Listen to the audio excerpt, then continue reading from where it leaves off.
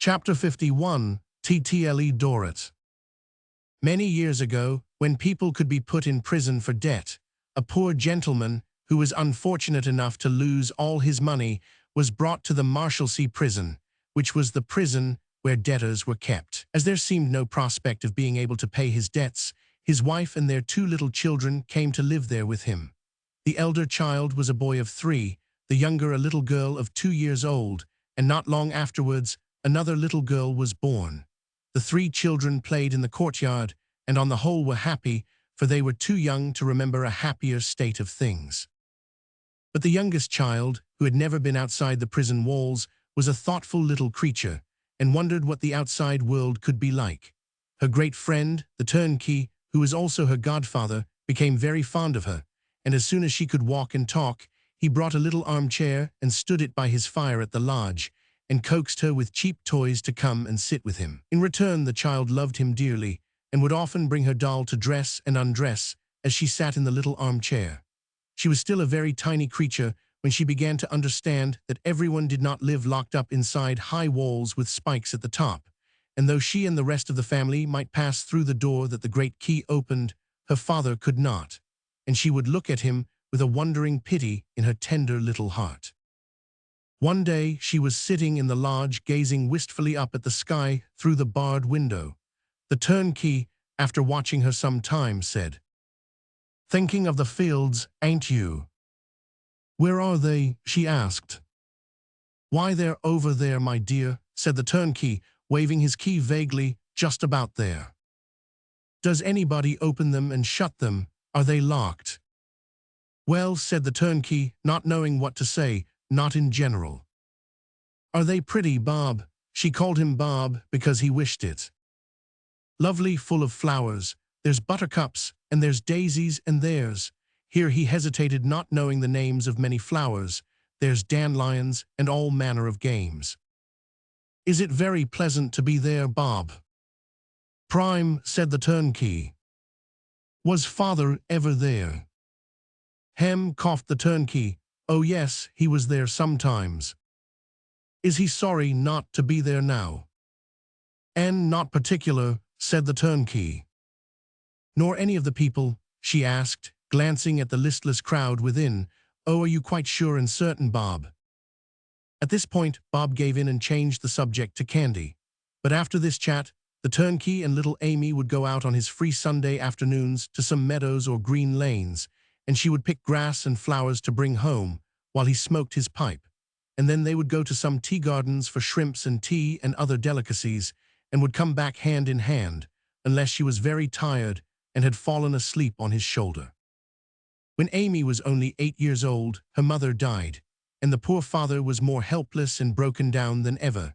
And as Fanny was a careless child and Edward idle, the little one, who had the bravest and truest heart, was led by her love and unselfishness to be the little mother of the forlorn family, and struggled to get some little education for herself and her brother and sister. At first, such a baby could do little more than sit with her father, deserting her livelier place by the high fender and quietly watching him. But this made her so far necessary to him that he became accustomed to her and began to be sensible of missing her when she was not there. Through this little gate, she passed out of her childhood into the care-laden world. What her pitiful look saw at that early time in her father, in her sister, in her brother, in the jail, how much or how little of the wretched truth it pleased God to make plain to her, lies hidden with many mysteries. It is enough that she was inspired to be something which was not what the rest were, and to be that something different and laborious for the sake of the rest. Inspired, yes. Shall we speak of a poet or a priest, and not of the heart impelled by love and self-devotion to the lowliest work in the lowliest way of life?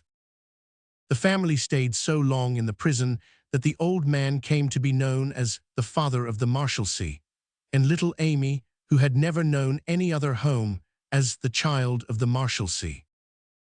At 13, she could read and keep accounts, that is, could put down in words and figures how much the bare necessaries that they wanted would cost, and how much less they had to buy them with. She had been, by snatches of a few weeks at a time, to an evening school outside, and got her sister and brother sent to day schools from time to time during 3 or 4 years. There was no teaching for any of them at home, but she knew well, no one better, that a man so broken as to be the father of the Marshalsea could be no father to his own children. To these scanty means of improvement, she added another of her own contriving.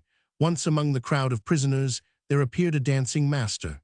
Her sister had a great desire to learn the dancing master's art, and seemed to have a taste that way. At 13 years old, the child of the Marshalsea presented herself to the dancing master with a little bag in her hand and offered her humble petition. "If you please, I was born here, sir." "Oh, you are the young lady, are you?" said the dancing master, surveying the small figure and uplifted face. "Yes, sir." "And what can I do for you?" said the dancing master. "Nothing for me, sir, thank you," anxiously undrawing the strings of the little bag. "But if, while you stay here, you could be so kind as to teach my sister cheap." "My child, I'll teach her for nothing," said the dancing master, shutting up the bag. He was as good-natured a dancing master as ever danced to the insolvent court, and he kept his word.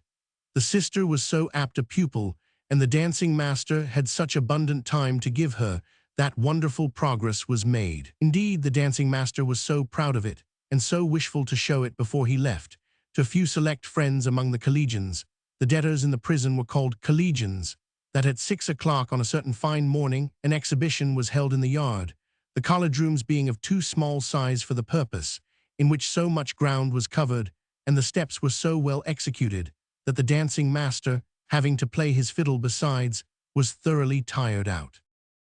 The success of this beginning, which led to the dancing master's continuing his teaching after his release, led the poor child to try again.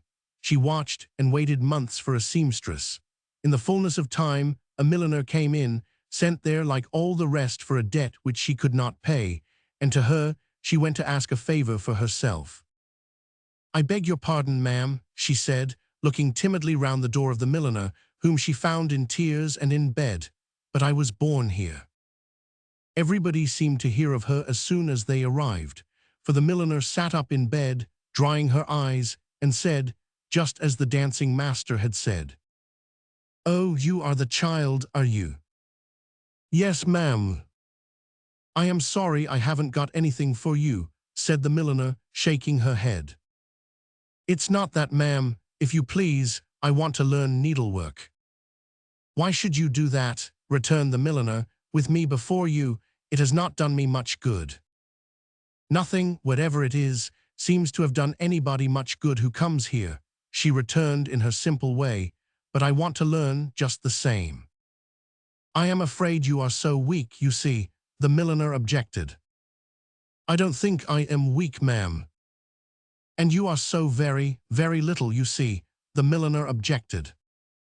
"Yes, I am afraid I am very little indeed," returned the child of the Marshalsea, and so began to sob over that unfortunate smallness of hers, which came so often in her way. The milliner, who was not unkind or hard-hearted, only badly in debt, was touched, took her in hand with good will, found her the most patient and earnest of pupils, and made her a good workwoman. In course of time, the father of the Marshalsea gradually developed a new trait of character. He was very greatly ashamed of having his 2 daughters work for their living, and tried to make it appear that they were only doing work for pleasure, not for pay.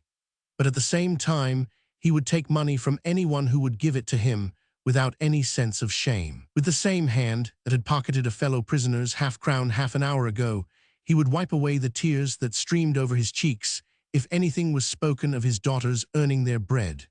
So, over and above her other daily cares, the child of the Marshalsea had always upon her the care of keeping up the make-believe that they were all idle beggars together. The sister became a dancer. There was a ruined uncle in the family group, ruined by his brother, the father of the Marshalsea, and knowing no more how than his ruiner did, but taking the fact as something that could not be helped. Naturally a retired and simple man, he had shown no particular sense of being ruined at the time when that calamity fell upon him, further than he left off washing himself when the shock was announced, and never took to washing his face and hands any more. He had been a rather poor musician in his better days, and when he fell with his brother, supported himself in a poor way by playing a clarionet as dirty as himself in a small theatre band. It was the theatre in which his niece became a dancer. He had been a fixture there a long time when she took a poor station in it, and he accepted the task of serving as her guardian, just as he would have accepted an illness, a legacy, a feast, starvation, anything but soap. To enable this girl to earn her few weekly shillings, it was necessary for the child of the Marshalsea to go through a careful form with her father. "Fanny is not going to live with us just now, father. She will be here a good deal in the day, but she is going to live outside with Uncle." "You surprise me. Why?" "I think Uncle wants a companion, father. He should be attended to and looked after."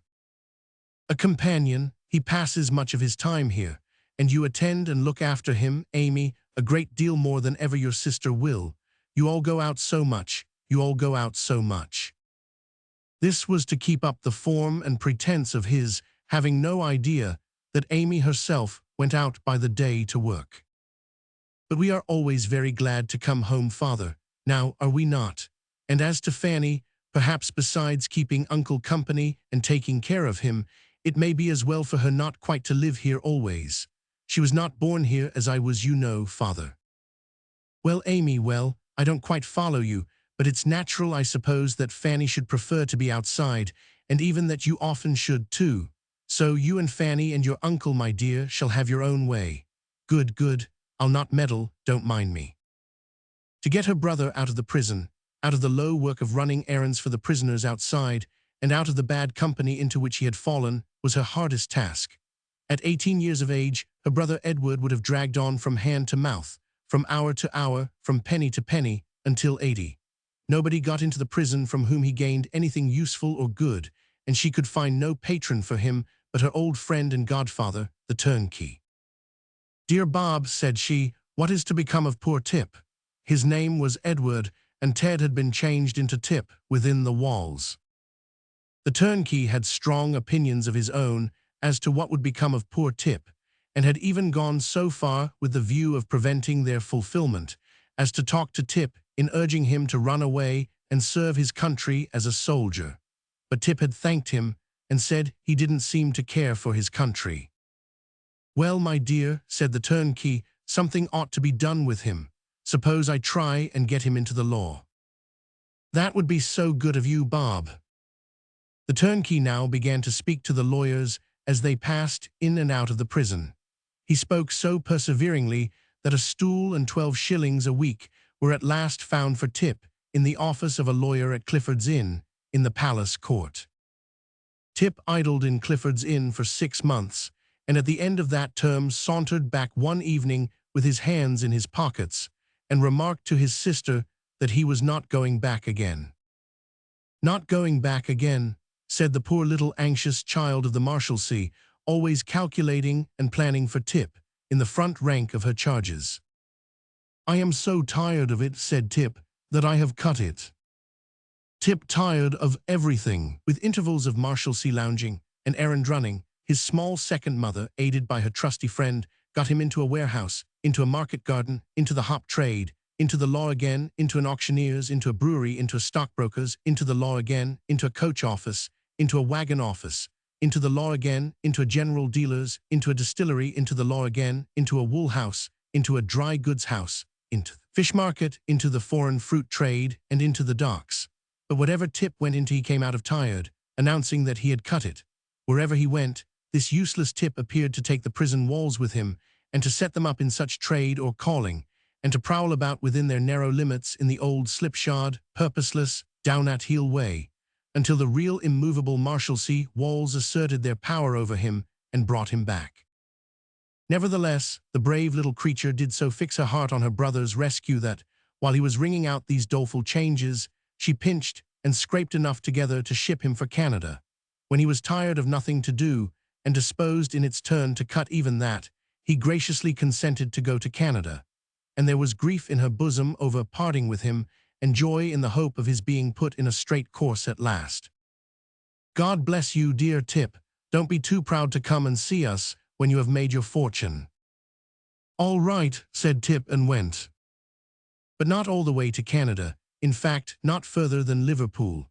After making the voyage to that port from London, he found himself so strongly impelled to cut the vessel that he resolved to walk back again. Carrying out which intention, he presented himself before her at the expiration of a month, in rags, without shoes, and much more tired than ever. At length, after another period of running errands, he found a pursuit for himself and announced it. "Amy, I have got a situation." "Have you really and truly, Tip?" "All right, I shall do now. You needn't look anxious about me any more, old girl." "What is it, Tip?" "Why, you know Slingo by sight." "Not the man they call the dealer." "That's the chap. He'll be out on Monday, and he's going to give me a berth." "What is he a dealer in, Tip?" "Horses, all right. I shall do now, Amy." She lost sight of him for months afterwards, and only heard from him once. A whisper passed among the elder prisoners that he had been seen at a mock auction in Moorfields, pretending to buy plated articles for real silver, and paying for them with the greatest liberality in banknotes, but it never reached her ears. One evening she was alone at work, standing up at the window to save the twilight lingering above the wall, when he opened the door and walked in. She kissed and welcomed him, but was afraid to ask him any question. He saw how anxious and timid she was, and appeared sorry. "I am afraid, Amy, you'll be vexed this time. Upon my life I am." "I am very sorry to hear you say so, Tip. Have you come back?" "Why, yes." "Not expecting this time that what you had found would answer very well.